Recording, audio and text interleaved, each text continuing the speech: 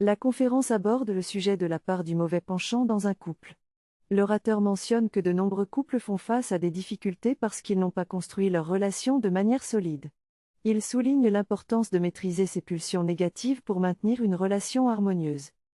L'orateur explique que le mot gibor signifie fort en hébreu, mais il est lié au mot je vais, qui signifie adulte. Ainsi, celui qui maîtrise son mauvais penchant est considéré comme un adulte, tandis que celui qui ne le maîtrise pas est comparé à un enfant. Il affirme que la Torah enseigne aux individus comment devenir forts et maîtriser leurs inclinations négatives. Il mentionne que la maturité est le résultat de l'expérience et de l'exercice de l'existence. Chaque expérience est une occasion de développer sa volonté et de devenir plus fort. Il explique que lorsque quelqu'un ne maîtrise pas sa volonté et laisse une force extérieure le contrôler, il agit comme un enfant. Il fait référence à l'idée que l'enfant n'a pas de conscience, mais qu'il dépend d'un adulte pour prendre des décisions en son nom. L'orateur souligne également qu'il y a un enfant et un adulte à l'intérieur de chaque individu. Parfois, les gens se comportent de manière immature et se demandent pourquoi ils ont agi ainsi. Il explique que cela est dû au fait que quelqu'un d'autre en eux, qu'il appelle le Satan, prend le contrôle lorsqu'ils ne maîtrisent pas leur propre réalité. Il affirme que la construction de soi consiste à développer une volonté forte pour maîtriser son mauvais penchant.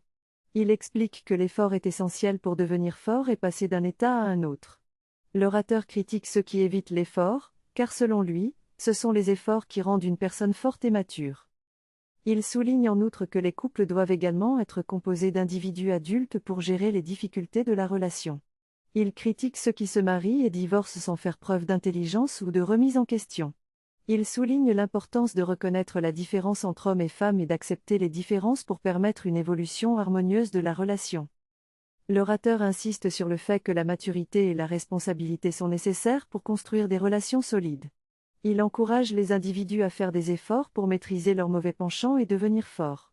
Il met en garde contre l'immaturité et l'évitement des responsabilités, affirmant que cela peut entraîner des difficultés dans les relations. La synthèse aborde plusieurs points clés. Tout d'abord, elle souligne que pour être responsable, il est nécessaire de prendre en main sa propre vie et de faire son travail de construction personnelle. Les hommes doivent travailler sur la maîtrise de leurs mauvaises inclinations, tandis que les femmes doivent faire de même. Il est également mentionné que la remise en cause de soi-même nécessite la présence d'une autre personne, mais si personne n'est présent, il devient difficile de se remettre en question. L'importance de la confrontation, de l'échange, de la fusion et de la communion est également abordée. Il est expliqué que le couple se construit à travers ces dynamiques, en mélangeant les différences et en créant quelque chose de nouveau. L'amour est présenté comme un processus de faire un avec soi-même à travers l'autre. La notion de changement est soulignée, affirmant que le mariage commence lorsque l'on est prêt à changer pour l'autre. L'éducation est présentée comme un processus où le couple joue le rôle de professeur et d'élève l'un pour l'autre, mais il est précisé qu'il ne faut pas chercher à éduquer l'autre, mais plutôt à reconnaître et apprécier ses qualités. L'importance de la complémentarité dans le couple souligne que le fait d'être différent est une force, permettant à chacun de devenir meilleur à travers les épreuves, les professeurs et les relations avec les autres. La synthèse aborde plusieurs aspects importants liés au développement personnel et à la relation de couple. Tout d'abord, il est souligné que celui qui souhaite grandir et évoluer dans la vie doit prendre en main sa propre existence. Il est également mentionné que refuser d'avancer et de se développer peut entraîner de la souffrance, des contraintes, du stress et de la frustration. L'idée de se réaliser et de devenir une personne accomplie est présentée comme un élément essentiel de la vie. Cela implique de sortir de ses complexes, de se sentir bien dans sa peau et de faire face à la réalité. La nécessité de construire un adulte mature en soi est mise en avant, car cela permet de gérer l'enfant intérieur qui réside en chacun. La synthèse souligne également l'importance du couple dans ce processus de développement personnel. Il est expliqué que le couple doit être construit sur la complémentarité, en fusionnant les différences et en travaillant ensemble pour devenir un. Il est mentionné que la communication, la compréhension mutuelle et l'acceptation des différences sont essentielles pour établir une relation épanouissante. En outre, il est souligné que la réalisation personnelle et le développement au sein du couple nécessitent un travail constant. Il est recommandé de changer, d'évoluer et de s'adapter pour grandir ensemble. Le manque de soi et le refus d'assumer sa propre existence sont présentés comme des obstacles au développement personnel et à l'épanouissement dans la relation de couple. La synthèse met en avant l'importance de se réaliser soi-même et de travailler sur son développement personnel. Elle souligne également la nécessité de construire une relation de couple solide et épanouissante basée sur la complémentarité, la communication et l'évolution mutuelle. La synthèse aborde les thèmes du développement personnel, de la relation de couple et de la reconnaissance mutuelle. Elle met en évidence l'importance de travailler sur soi-même tout en construisant une relation solide avec son partenaire. L'auteur souligne que la volonté est le moteur de l'existence, et que la maturité consiste à maîtriser cette volonté. Il est également mentionné que l'immaturité et la mauvaise volonté peuvent entraîner des comportements destructeurs, de la polémique et de la méchanceté. Dans la relation de couple, il est souligné que la plupart des problèmes ne viennent pas directement de la relation elle-même, mais des problèmes personnels non résolus qui s'expriment dans la relation. Il est expliqué que la confiance en soi et l'acceptation de soi sont essentielles pour construire une relation épanouissante. La synthèse met également en évidence la notion de reconnaissance mutuelle. Il est expliqué que reconnaître et apprécier les actions et les efforts de son partenaire peut éliminer le sentiment de contrainte dans la relation. La gratitude et la reconnaissance permettent de créer une relation plus harmonieuse. La synthèse souligne l'importance du développement personnel et de la construction d'une relation de couple solide. Elle met en évidence l'importance de la maturité, de la volonté positive et de la reconnaissance mutuelle pour une relation épanouissante. L'idée que le shalom, c'est-à-dire la paix et l'harmonie dans un couple, nécessite un ordre et une organisation. Il est souligné que le désordre dans la relation de couple peut avoir des répercussions à la fois sur la terre et dans les astres, symbolisant ainsi l'importance de l'équilibre et de l'harmonie. L'importance de comprendre son rôle et sa place dans le couple est également mise en avant. Il est expliqué que chaque partenaire doit définir son territoire et déterminer sa place pour que la fusion et l'existence mutuelle puissent se produire. L'exemple de Jacob travaillant pendant 7 ans pour pouvoir épouser Rachel met en évidence la notion de préparation et de travail sur soi-même avant d'entrer dans une relation de couple. Il est souligné que pour atteindre un idéal de mariage, il est nécessaire de se remettre en question et de s'engager dans un processus de développement personnel. L'importance de l'ordre, de l'organisation et du travail sur soi-même dans la construction d'une relation harmonieuse. Elle souligne que le chemin vers le shalom nécessite une compréhension de son rôle, un effort pour atteindre un équilibre et une préparation adéquate pour une relation épanouissante. La notion de complémentarité dans un couple et la nécessité de s'acclimater à l'autre pour construire une relation harmonieuse. Il est souligné que les hommes et les femmes ont des différences dans leurs besoins, sentiments et perceptions, et qu'il est important de les comprendre et de s'adapter mutuellement. L'exemple de Jacob travaillant pendant 7 ans pour épouser Rachel met en évidence la nécessité de se préparer et de travailler sur soi-même avant de s'engager dans une relation de couple. Il est suggéré que le mariage demande un travail préliminaire définir son rôle et comprendre l'autre personne, afin d'éviter les souffrances causées par des attentes non comblées. La solitude n'est pas bénéfique, car l'homme ne peut pas se connaître pleinement tout seul. La relation de couple permet d'explorer sa propre intelligence, sensibilité et manière de vivre à travers l'interaction avec l'autre. L'importance de la complémentarité et de l'adaptation dans un couple. Elle souligne que le fait de comprendre l'autre, de s'acclimater mutuellement et de travailler sur soi-même permet de construire une relation épanouissante et harmonieuse. Met en avant la notion d'Adam, qui représente la composition des deux êtres, l'homme et la femme.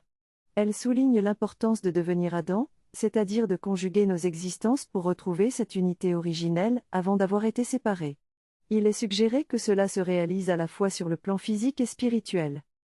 Le récit de la présence du serpent dans la Genèse est évoqué pour illustrer la tentation de dissocier les êtres et de récupérer la femme de l'homme. Il est suggéré que les problèmes de couple peuvent être liés à cette tentation de séparation. Le serpent, symbolisant notre mauvais penchant, cherche à nous éloigner de l'essentiel et à nous empêcher de nous réaliser. La difficulté de rester concentré pendant la prière. Elle explique que notre mauvais penchant, l'Yetzer-Hara, cherche à nous distraire et à nous empêcher de nous connecter véritablement à Hachem. Il utilise nos pensées et nos préoccupations pour nous éloigner de l'essentiel. Il est souligné que lorsque nous sommes réellement concernés par quelque chose, nous sommes capables de nous concentrer pleinement. Par exemple, si nous prions pour la guérison d'un proche, notre esprit ne divague pas car nous sommes sincèrement impliqués dans cette prière. La différence d'interprétation des mots et des situations entre les individus. Elle souligne que notre mauvais penchant utilise nos interprétations pour nous éloigner de l'essentiel. Il nous fait croire que nos pensées et nos analyses sont logiques, alors qu'en réalité, elles nous détournent de la vérité. La nécessité de rester concentré sur l'essentiel et de ne pas se laisser distraire par notre mauvais penchant. Elle souligne l'importance de comprendre que notre interprétation des situations peut être influencée par nos propres préoccupations et désirs, et qu'il est essentiel de se connecter à Hachem avec une intention sincère et dépourvue de distraction. La sensibilité féminine et la compréhension des différences entre hommes et femmes. Il est souligné que les hommes et les femmes ont une perception différente des situations et des mots, ce qui peut entraîner des incompréhensions. Il est suggéré qu'il est important de comprendre et de reconnaître ces différences pour éviter les malentendus. L'exemple de la proposition de la femme à son mari de manger le fruit défendu est utilisé pour illustrer cette divergence de perception. La femme avait ressenti qu'il était impossible d'être séparée de son mari et avait proposé à son mari de manger le fruit afin de rester unis, tandis que l'homme n'avait pas conscience de cette interprétation, et avait choisi de manger le fruit pour rester avec sa femme. Ainsi, il est souligné que les mots peuvent avoir des significations différentes pour chaque individu et qu'il est important de comprendre les intentions derrière les paroles. La souffrance de l'accouchement est également abordée comme une thérapie pour la femme, une réparation pour la proposition qu'elle avait faite à son mari. En acceptant de souffrir pendant l'accouchement, elle répare l'acte de proposition et de séparation qu'elle avait initialement exprimé. Il est souligné que cette analyse de l'accouchement met en évidence la complexité des relations de couple et la nécessité de comprendre les motivations et les intentions de chacun. L'importance de reconnaître et de comprendre les différences entre hommes et femmes pour favoriser une meilleure compréhension mutuelle. Elle souligne également l'importance de l'amour et de l'acceptation dans les relations humaines, en particulier dans le couple. En aimant et en acceptant l'autre, il est possible de créer un environnement propice à la paix et à la compréhension mutuelle. Il est mentionné qu'Afinou était confronté à une situation où deux personnes se disputaient. Il décide de parler à l'une des personnes en lui mentant sur les pleurs de son pire ennemi pour essayer de réconcilier les deux parties. Le mensonge est justifié par le fait de contourner les impulsions négatives et les réactions violentes de la personne avec qui il s'entretient. Il est rappelé que dans certaines situations, mentir peut être autorisé pour éviter le pire. Plusieurs exemples tirés de la Torah sont cités pour illustrer cette notion. Dans l'histoire de Joseph et ses frères, les frères ont menti à leur père Jacob en prétendant que Joseph leur avait demandé de ne pas se venger après sa mort. Dans l'histoire d'Abraham, il est mentionné qu'il a menti en disant à Abimélec qu'il allait offrir un sacrifice à Jérusalem pour éviter d'éventuelles représailles. Il est souligné que mentir dans ces situations n'est pas mentir directement à la personne, mais plutôt mentir à la force intérieure négative qui pousse à des réactions violentes. L'idée est de contourner cette force négative en utilisant l'intelligence et l'analyse pour résoudre les conflits.